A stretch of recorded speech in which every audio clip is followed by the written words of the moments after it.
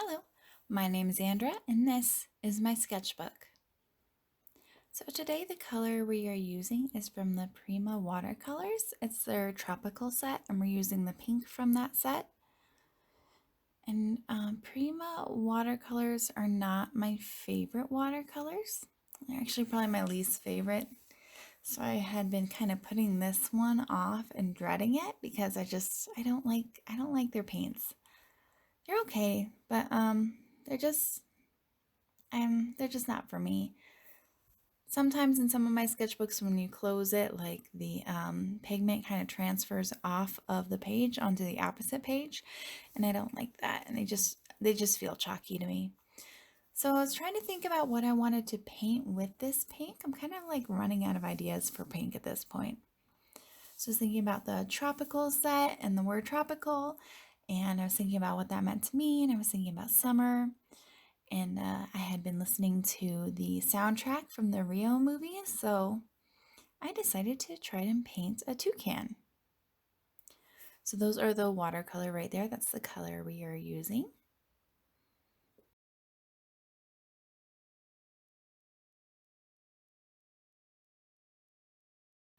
So this palette right here is a palette that I put all my kind of homeless watercolors in. I took the little trays out and I put magnet strips to the bottom of all of them so that I can kind of like shuffle them around and choose and take what I want pretty easily. I'm kind of proud of it. And then that little guy is my favorite one, and I've done the same to him just recently. So I didn't swatch the watercolors when I first started this, which I really should have. And it just gave me all kinds of trouble. The color, usually I do like a monochromatic kind of base for these color series, and I use that color and different shades of that color. But for this one, it just seemed really weird. It seemed to like clash with itself, and I just had a really hard time with it. And I tried to bring out purples here, and I've got the yellows, and I didn't like the purple, so I changed that later. So for the most part, I changed up a lot of this. The background is still the original color.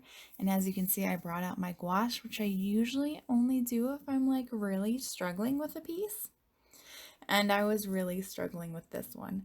I just edited this video and I had to cut out there's just me holding like the paintbrush above the piece, not knowing what to do next because I had such a hard time with it.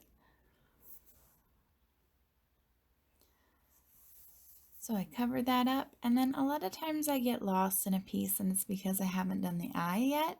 And a lot of times if I just like start out with the eye, I probably have a better time because that feels like a real anchor and makes me feel like I know where I'm going. And I tried this Winsor & Newton white ink and I don't like it, so I brought out my trusty Posca marker, which I use for everything. And I'm trying to define the details and bring back everything, and I had the hardest time with this piece. Actually, my favorite watercolor palette that I have is the Prima Watercolor box, and I took all those Primas out and I put my favorite in there, and that's what I've been using. So as you can see, I went with yellow and pink, which is a pretty good color scheme. It's one I can't wait to get out of. And I brought out my pencils. Just the more I struggle with a piece, the more supplies I tend to use. In the end, it worked out okay. It's not my favorite piece, I'd have to say, not by a long shot. I think I want to do a toucan again. I do like this, but mostly because I got it finished even though I really didn't want to. Anyway, thank you for watching. The next piece I'm going to do is pretty interesting. You might like that one. Oh, and as you can see, that little white napkin I'm using that's up there in the corner is actually embroidered by my grandma.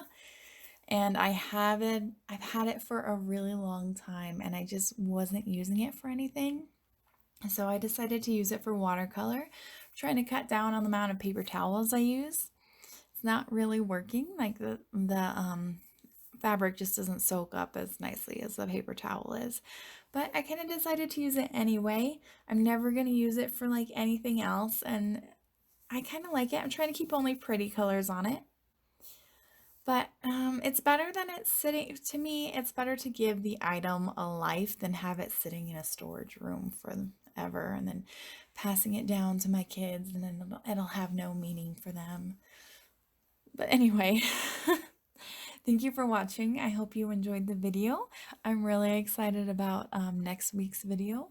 So if you want to subscribe, you can check that out. Give this video a like if you would like it.